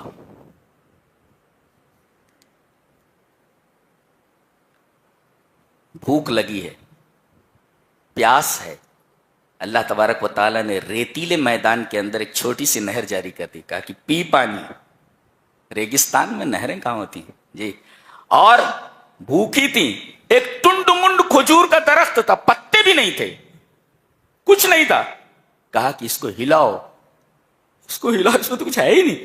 ہلانے لگی تو تازہ کھجور گرنے لگے. سبب نہیں ہے لیکن مسبب موجود ہے. صحرا میں دریا نہیں ہوتے، اللہ نے پیدا کر کے بتایا. اللہ نے فرمایا کہ مادہ پرستو سنو، تم مادے کے پیچھے بھاگ رہے ہو، میں بغیر سبب کے مسبب پیدا کر سکتا ہوں. صحرا میں نہر جاری کر سکتا ہوں، ٹنڈ منڈ کھجور کے درخت سے تازہ پھل، تازہ کھجور پیدا کر سکتا ہوں، دے سکتا ہوں. اور میں اپنی اس بندی کی آبرو کے لیے گہوارے میں موجود، گہوارے میں رہنے والے بچے کو زبان دے دو، یہ لے کر کے پہنچی، کہنے لگے ارے یہ کیا کر دیا، یا اخت ہارون ما کان ابوک امرأ سوء وما کانت امک بغیہ. قوم کہنے لگی اے ہارون کی بہن یہ تو نے کیا کر دیا، تیرا باپ برا آدمی نہیں تھا اور تیری ماں یہ زانیہ نہیں تھی، یہ تو نے ایسا کیسے کیا. دیکھو سب سے پہلے بھائی کا تذکرہ ہوا ہے، اے ہارون کی بہن.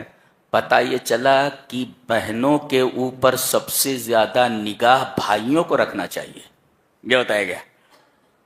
اس لیے کہ باپ تو ڈیوٹی پر چلا گیا، ماں گھر کے کاموں میں ہے، یہ نٹھلا گھوم رہا ہے ادھر ادھر، کھانا اور گھومنا، تو کم سے کم بہن کو نگاہ میں رکھ، بہن کہاں جا رہی ہے. یا اخت ہارون. اس پر اعتراض کرنے والوں نے یہ اعتراض کیا ہے کہ قرآن حکیم میں یہ تاریخی غلطی ہے، ہسٹوریکل ایرر ہے، تاریخی غلطی. کیا غلطی ہے بھائی؟ کہا گیا کہ ہارون کی بہن کہا گیا ہے، اور موسیٰ کے جو بھائی ہارون ہیں یہ ان سے 1500 سال پہلے گزر چکے ہیں، تو یہ ہارون کی بہن کیسے ہوئی؟ لہذا قرآن حکیم میں ہسٹوریکل ایرر ہے. جواب اس کا یہ ہے کہ سامی زبان میں اور دیگر زبان، اس وقت کی جو زبانیں تھیں، سامی زبان، ہیبریو، اس طریقے کی سریانی، ان زبانوں میں یہ دونوں لفظ استعمال کیے جاتے تھے، اخ اور اخت، بھائی اور بہن. ایسی بہنوں اور ایسے بھائیوں کے لیے جن کو کسی قبیلے کی طرف منسوب کرنا ہو یا جن کو کسی معزز ہستی سے منسوب کرنا ہو. مثلا ان کے خاندان میں، ان کے قبیلے میں کئی سال پہلے کوئی بزرگ آدمی تھا، کوئی اچھا آدمی تھا، تو کہہ دیتے تھے کہ وہ اس کا بھائی ہے، یہ اس کا بیٹا ہے، اس کی بہن ہے. یہ تعبیر عام تھی اس زبان میں. تو حضرت مریم یہ یقیناً حضرت موسیٰ اور حضرت ہارون کے خاندان سے ہیں، لہذا اس وقت کے ماحول کے مطابق، طریقے کے مطابق ان کو کہہ دیا گیا کہ ہارون کی بہن ہے. لہذا ہسٹوریکل ایرر نہیں ہے، اس کی دلیل بھی قرآن میں موجود ہے. وَإِلَىٰ عَادٍ أَخَاهُمْ هُودًا. عاد کی طرف ہم نے ہود کو بھیجا. دیکھو پوری قوم کو ہود کا بھائی کہا گیا ہے، تو پوری قوم ان کی سگی، ان کے سگے بھائی اور سگی بہنیں تھیں خطان میں. تو ایسے جو سگے بھائی نہیں ہوتے، نسبتی جو بھائی ہوتے یا کسی قبیلے کی طرف ان کا انتساب کیا جائے تو ان کی طرف بھی بہن اور بھائی کی نسبت کی جا سکتی ہے. یہ وہی ہے. کہا کہ یہ تو نے کیا کر ڈالا، فاشارت الیہ، نے اشارہ کیا. قالوا کیف نکلم من کان فی المہد صبیا، ہم بچے سے کیسے بات کر سکتے ہیں، بچہ بولتا تھوڑی ہے، یہ تو چھوٹا بچہ ہے، یہ کیسے ہم سے بات کرے گا. اب یہ کہہ ہی رہے تھے قال انی عبد اللہ، چھوٹے بچے ہیں، وہ گود میں ابھی پیدا ہوئے ہیں. کہا کہ میں اللہ کا بندہ ہوں. دیکھو سب سے پہلے حضرت عیسیٰ علیہ السلام کی زبان سے جو جملہ نکلا وہ یہ تھا کہ میں اللہ کا بندہ ہوں، سن آف گاڈ نہیں ہوں، میں سن آف گاڈ نہیں ہوں، میں اللہ کا بندہ ہوں. میں قرآن حکیم نے حضرت عیسیٰ علیہ السلام کا صحیح مقام بتایا ہے کہ آپ کا مقام کیا ہے، کہ آپ اللہ کے بندے ہیں اور بغیر باپ کے پیدا ہوئے ہیں. سب سے پہلے یہاں سوچنا ہی چاہیے کہ سب سے پہلے یہ کہنا چاہیے تھا بچے کو کہ میری ماں عفیفہ ہے، پاک دامن ہے، لہذا اسے کچھ مت کہو. لیکن ماں کے اوپر لگائے ہوئے الزام کو پہلے دور نہیں کیا انہوں نے. سب سے پہلے انہوں نے توحید کی دعوت دی، کہا کہ میں اللہ کا بندہ ہوں. کہیں یہ نہ سمجھ لو کہ میں اللہ کا بیٹا ہوں. جی اللہ کا بیٹا ہوں. پتہ ہی چلا کہ اللہ کا حق پہلے ہے، بندوں کا حق بعد میں. اور اللہ کا سب سے بڑا حق ہے کہ آدمی توحید کو اختیار کرے، اس کے ساتھ کسی کو شریک نہ کرے. گہوارے میں بولا ہے یہ نبی، جی قال انی عبد اللہ، میں اللہ کا بندہ ہوں. یہ حضرت عیسیٰ علیہ السلام ہے.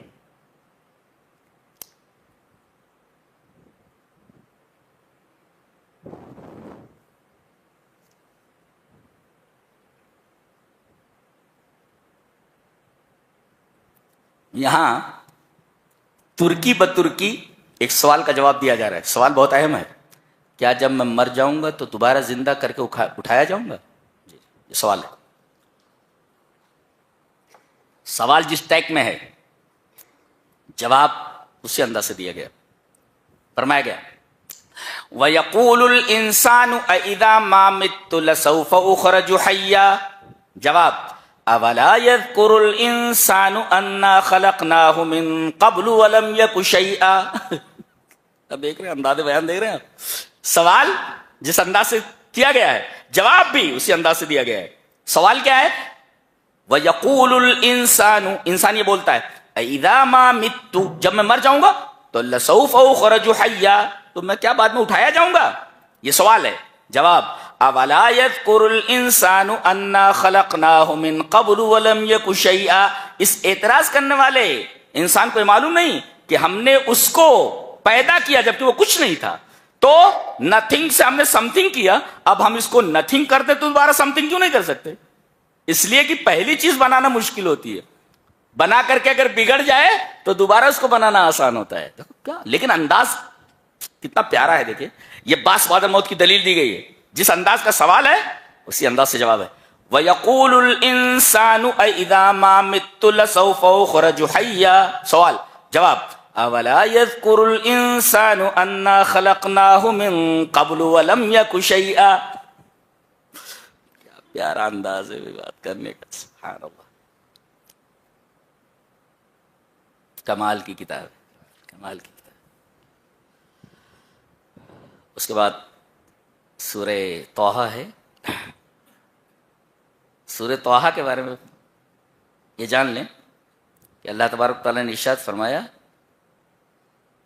وَإِن تَجْهَرْ بِالْقَوْلِ اگر تم زور سے بولو. کتنی بڑی بات کہی گئی. کروڑوں لوگ, دنیا کے تمام لوگ ایک جگہ جمع ہو کر کے اگر بولنے لگیں تو موبائل کام کرنا بند کر دیتا ہے. سارے لوگ جمع ہو جائیں تو فریکوینسی متاثر ہو جاتی ہے. اللہ فرماتا ہے دنیا کے سارے لوگ ایک ساتھ جتنی بھی زبان میں کچھ کہنا چاہیں, تمام کی باتیں سمجھتا ہوں سنتا ہوں بولتے ہوں ایک ساتھ آوازیں ایک دوسرے میں مکس نہیں ہوتی. میرے نزدیک کیا علم ہے, کیا قدرت ہے اللہ. بھائی تجہر بالقول زور سے بولو. زور سے آدمی بولتا ہے, لاکھوں لوگ ایک ساتھ بولنے لگے سمجھ میں نہیں آتا کون کیا بول رہا ہے. اللہ فرماتا ہے ہمیں معلوم ہے تم کیا بول رہے ہو اور کون کیا بول رہا ہے, اور یہ تو چھوڑو تو زور سے بول رہے ہو. فَإِنَّهُ يَعْلَمُ السِّرَّ وَأَخْفَى. سر کا مطلب یہ ہے کہ آدمی بولے تو ایک آدمی سنے. ایک آدمی سنا ہو, رب فرما رہا ہے میں یہ بھی جانتا ہوں اس ایک آدمی سے کیا کہہ رہے ہو. اور وَأَخْفَى اور میں اس بات کو بھی جانتا ہوں جو تم اپنے سے کرتے ہو. دوسرے کسی سے کرتے ہو کیا بات کرتے ہو مجھے معلوم ہے. یہاں تک کہ تم اپنے سے بات کرتے ہو کوئی دوسرا نہیں سن رہا تب بھی میں جانتا ہوں تم اپنے سے کیا بات کر رہے ہو. کمال علم ہے اللہ, کمال علم ہے. ایسا کہہ سکتے ہو کہ جو علم تمہارے شعور میں ہے, کانشینس میں ہے, میں اسے بھی جانتا ہوں, اور جو علم تمہارے سب کانشینس میں اسے بھی میں جانتا ہوں. شعور میں کیا ہے وہ بھی میں جانتا ہوں, تحت شعور میں کیا ہے اسے جانتا ہوں. سر کانشینس, اخفا سب کانشینس. تمہارے شعور میں کیا ہے اور تمہارے لاشعور میں کیا ہے سب میں جانتا ہوں. سبحان اللہ, کیا علم ہے. سبحان اللہ, سبحان اللہ.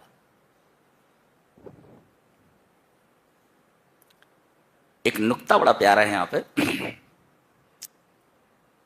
اللہ تبارک تعالیٰ حکم دے رہا ہے موسیٰ کو اور ہارون کو, فرعون کے پاس جاؤ اور اسے میرا پیغام پہنچاؤ, شاید وہ نصیحت حاصل کر لے. یہی ابن معاذ کے پاس ایک آدمی آیا اور اس نے یہی آیت تلاوت کی. جی فقولا له قولا لینا لعلہ یتذکر او یخشی، فرعون کے پاس تم دونوں جاؤ اور اس سے نرم انداز میں میرا پیغام سناؤ. یہی ابن معاذ کہتے ہیں کہ ایک آدمی نے یہی آیت تلاوت کی، کہنے لگے اے میرے رب، ھذا رفقک بمن یقول ما علمت لکم من الہ غیرہ، میرے رب تیری نرمی تیری مہربانی ایسے آدمی کے اوپر جو کہتا ہے کہ میں اپنے علاوہ کسی کو معبود جانتا ہی نہیں، کہتا ہے کہ میں ہی معبود ہوں، انا الالہ. تو اے اللہ تیری مہربانی اس شخص پر ایسی ہے جو کہتا ہے میں اللہ ہوں، تو تیری مہربانی اس شخص پر کیسی ہوگی جو کہتا ہو کہ لا الہ الا اللہ.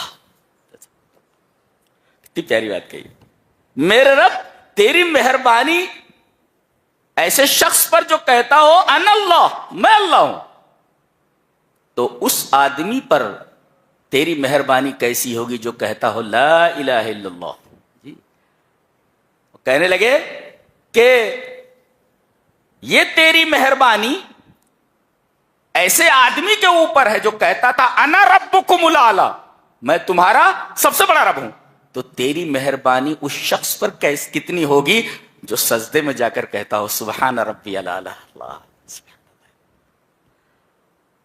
خوش ہو جاؤ، اللہ تبارک و تعالیٰ نے آپ کو مسجد سے جوڑ رکھا ہے، قرآن حکیم سے جوڑ رکھا ہے، توحید سے جوڑ رکھا ہے. اتنی بڑی خوش نصیبی اور نہیں ہو سکتی. زندگی کا کیا ہے، اب ہے تب نہیں ہے کوئی زندگی، سب سے ان گارنٹیڈ چیز اگر ہے تو زندگی ہے، کوئی گارنٹی نہیں. کیا گارنٹی دے سکتا ہے کوئی؟ مسجد سے باہر نکلیں آپ زندہ رہیں گے؟ موت کا فرشتہ کبھی بھی آ سکتا ہے.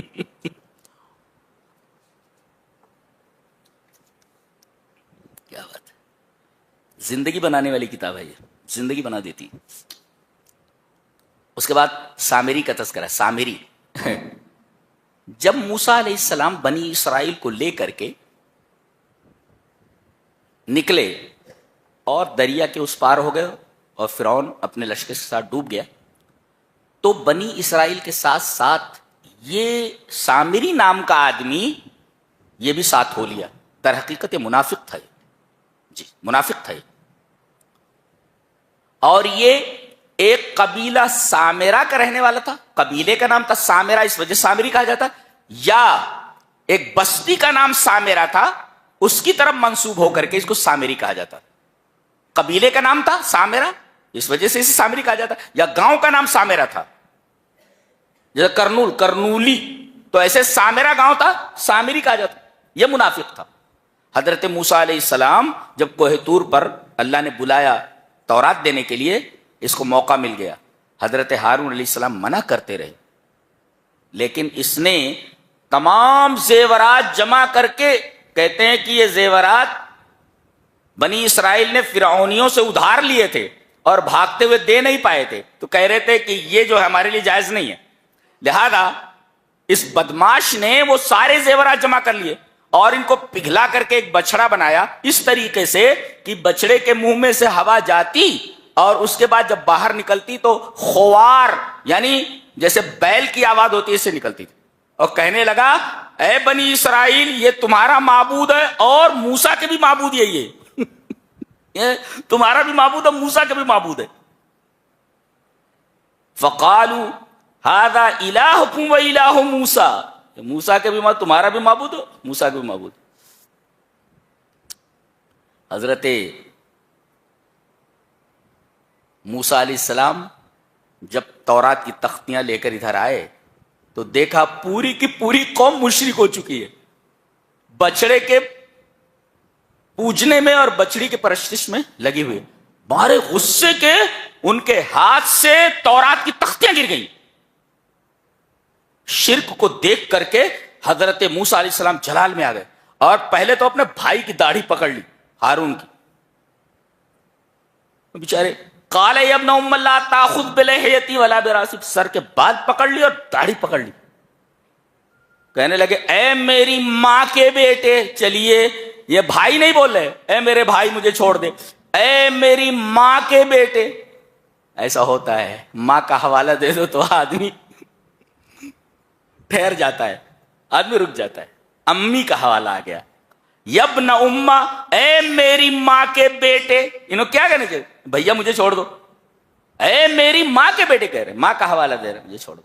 میں نے سنبھالنا چاہا, سنبھلے نہیں ہے. کہاں ہے وہ, بلاؤ اس کو.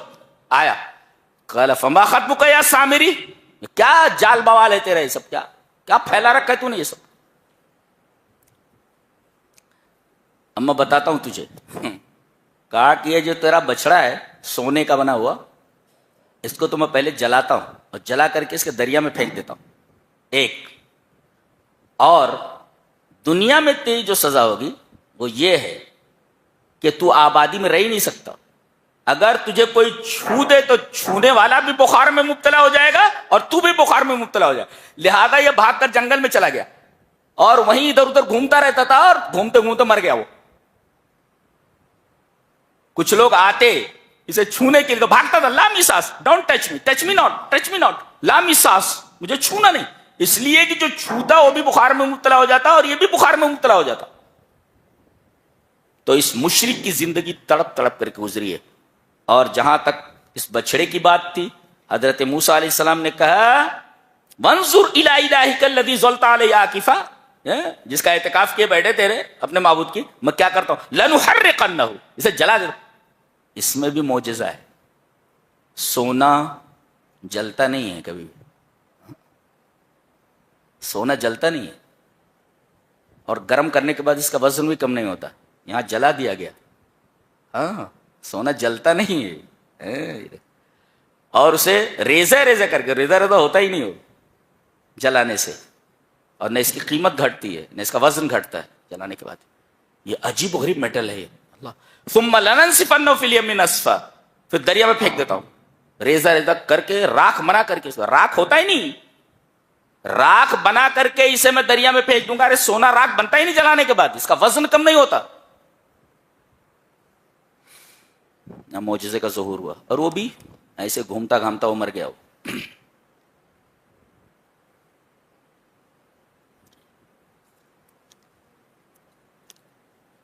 آگے فرمایا گیا, اے میرے حبیب لا تمدن عینیک الی ما متعنا به ازواجا منهم زہرۃ الحیاۃ الدنیا لنفتنهم فیہ ورزق ربک خیر وابقی.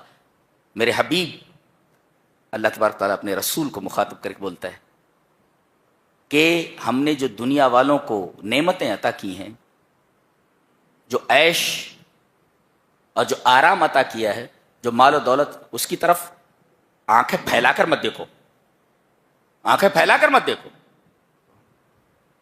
اس لیے کہ یہ جو دیا گیا ہے ان کو, یہ آزمائش ہے ان کے لیے. اس آزمائش میں پورے نہیں اترے تو یہ مال و دولت اور یہ تعیش ان کے لیے فتنہ ہے, آزمائش ہے, یہ جہنم میں جانے والے ہیں. اور کہا نعمتوں کو کہ یہ زہرا ہے.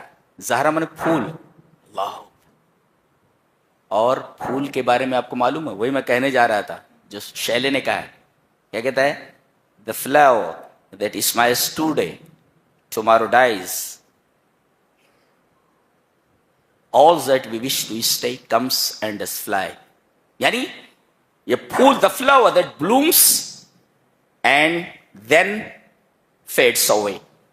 یہ پھول جو ہوتا ہے نا, اس کی زندگی کیا ہوتی ہے, کھلتا ہے اور اس کے بعد مرجھا جاتا ہے اور گر جاتا ہے. تو دنیا اس نبات, شبہ اللہ بالنبات الذی یظہر ویذبل ثم یزول. اللہ تبارک و تعالی نے دنیا کی زندگی کو پھول سے تشبیہ دی ہے. پھول یہ کھلتا ہے, یظہر ویذبل ثم یذبل, پھر وہ مرجھا جاتا ہے, ثم یزول, then disappears, then withers and disappears. تو ایسی چیز کے پیچھے کیوں پڑے ہوئے ہو جس کا یہ حال ہو, جس کا یہ حال ہو, جو کھلے اور مرجھا کر گر جائے. ایسی زندگی ہے دنیا کی. آگے فرمایا گیا وَأَمُرْ أَهْلَكَ بِالصَّلَاةِ وَاسْتَبِرْ عَلَيْهَا, اپنے اہل و عیال کو نماز کا حکم دیتے رہو, وَاسْتَبِرْ عَلَيْهَا, اور اس کے اوپر ثابت قدم رہو، صبر کرو. لا نسألک رزقا نحن نرزقک والعاقبۃ للتقوی. ہم تم سے رزق نہیں مانگ رہے، ہم تم کو رزق دیتے ہیں اور انجام تقوی ہے. دیکھو یہ تو سمجھ میں آیا. وَأْمُرْ أَهْلَكَ بِالصَّلَاةِ، اپنے اہل و عیال کو، بیوی کو، بچے کو، بیٹی کو، بیٹے کو، سب کو نماز کا حکم دو. دیکھ نماز، اور یہی نہیں وَاسْتَبِرْ عَلَيْهَا، پابندی کے ساتھ ادا کرو. یہ 360 والی کیا بولتے ہو تو 8 کی کھاٹ کے 360 کے ایسا کچھ ہوتا ہے کیا جی. وَاسْتَبِرْ عَلَيْهَا، اس کے اوپر جمے رہو. ایک صبر، ایک ہوتا ہے استبار. ما الفرق بین الصبر والاستبار؟ صبر کہتے ہیں القدرہ علی التحمل، کسی چیز کو برداشت کرنے کی آپ کے پاس طاقت ہو تو اس کو کہتے ہیں صبر. کوئی زخم ہوا اور آپ اسے برداشت کر رہے ہیں، یہ صبر ہے. القدرہ علی التحمل، زخم کے درد کو آپ برداشت کر رہے ہیں، ہذا صبر. استبار کسے کہتے ہیں؟ استبار کہتے ہیں کہ اتنا صبر کے میدان میں آپ آگے بڑھ جائیں حتی یصبح سجیتاً، یہاں تک کہ وہ سیکنڈ نیچر بن جائے، آپ کا فطرت ثانیہ بن جائے. ہاں اتنا صبر کرے آپ کو کہ صبر آپ کی عادت بن جائے، بیکمس سیکنڈ نیچر، آپ کی جو ہے جبلت بن جائے، وہ سجیہ بن جائے. اچھا یہ تو ہو گیا، یہ صبر اور استبار میں فرق. لا نسألک رزقا، ہم آپ سے رزق نہیں مانگ رہے، ہم آپ سے رزق نہیں مانگ رہے. رزق نہیں مانگ رہے کہ کیا مطلب؟ نحن نتکفل برزقک، ہم روزی کی ذمہ داری لیتے ہیں. فلا تشتغل، آپ دنیا میں الجھ کر نماز کو چھوڑ دیں، اس کی اجازت نہیں ہے. بعض لوگ ہیں ارے کہاں جا نماز پڑھی؟ بولے نہیں، ارے وہ دکان میں ذرا کسٹمر زیادہ آ گئے تھے اس کی وجہ سے نماز چھوٹ گئی. یہ دیکھیں اللہ نے فرمایا روزی ہم دیتے ہیں، دکان نہیں. لا نسألک رزقا نحن نرزقک، نحن نرزقک، ہم تمہیں روزی دیتے ہیں. لہذا تم روزی کو نماز سے غفلت کا ذریعہ نہیں بنا سکتے، سبب نہیں بنا سکتے. یہ رہا 16ویں پارے کا خلاصہ. اللہ ہمیں نیک عمل اور اچھی سمجھ کی توفیق عطا فرمائے. وآخر دعوانا الحمدللہ رب العالمین.